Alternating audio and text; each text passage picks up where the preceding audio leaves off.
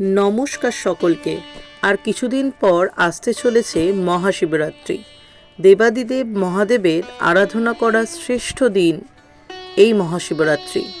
এই দিন ভক্তি ভরে পুজো করলে বাবা ভোলেনাথ ভক্তদের মনোবাঞ্ছা পূরণ করেন। মাঘ মাসের কৃষ্ণপক্ষের চতুর্দশীতে এই শিবরাত্রি পালন করা হয়। শিবরাত্রি কথাটি দুটি শব্দ থেকে এসেছে, শিব ও রাত্রি, অর্থাৎ শিবের জন্য রাত্রি।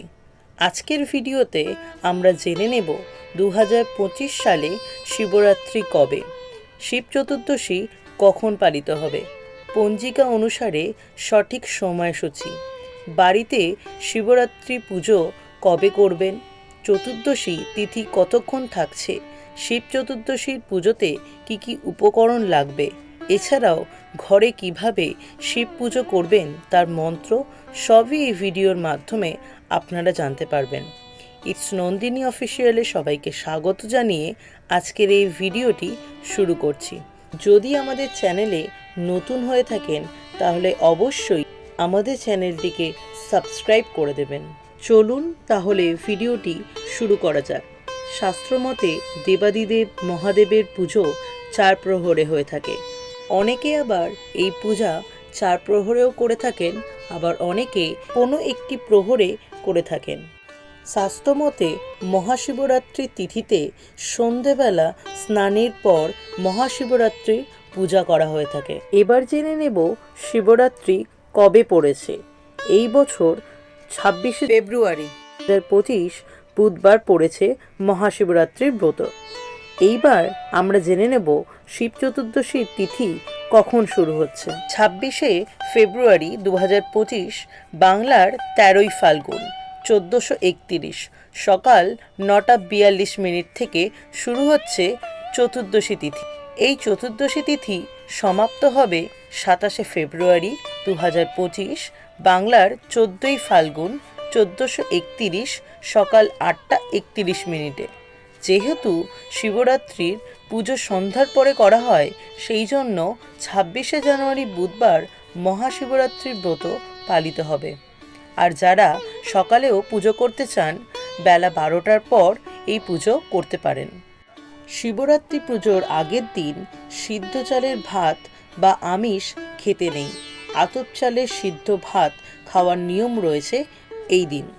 এছাড়াও কেউ চাইলে ময়দার তৈরি খাবারও খেতে পারেন, তবে সিন্দুক লবণ দিয়েই রান্না করতে হবে।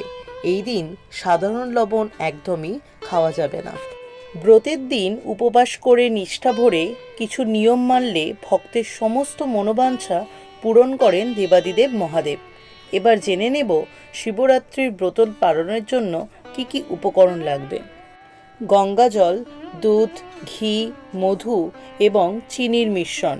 এছাড়াও আপনারা যদি কোনো রকম ফল দিতে চান তাহলে অবশ্যই দিতে পারেন, আর সাদা মিষ্টি, সাদা সন্দেশও দিতে পারেন। দেবাদিদেব মহাদেবের খুব পছন্দের। ঘরে পুজো করার জন্য এই উপকরণগুলোই লাগবে। এছাড়াও দেবাদিদেব মহাদেবের পছন্দের ফুলগুলি যেমন ধুতরা, আকন্দ, কলকে, এইসব ফুলগুলো দিতে পারেন। আপনারা আকন্দ ফুলের মালা অর্পণ করতে পারেন দেবাদিদেব মহাদেবকে। সবচেয়ে গুরুত্বপূর্ণ জিনিসটি হলো বেলপাতা। একটি মাত্র বেলপাতাতেই তুষ্ট হন দেবাদিদেব মহাদেব। মনে রাখবেন, বেলপাতার মসৃণ দিকটি মহাদেবের মাথার উপরের দিকে থাকতে হবে। বেলপাতা নিবেদনের সময় আমাদের ওম নমঃ শিবায় এই মন্ত্রটি 3 বার জপ করতে হবে।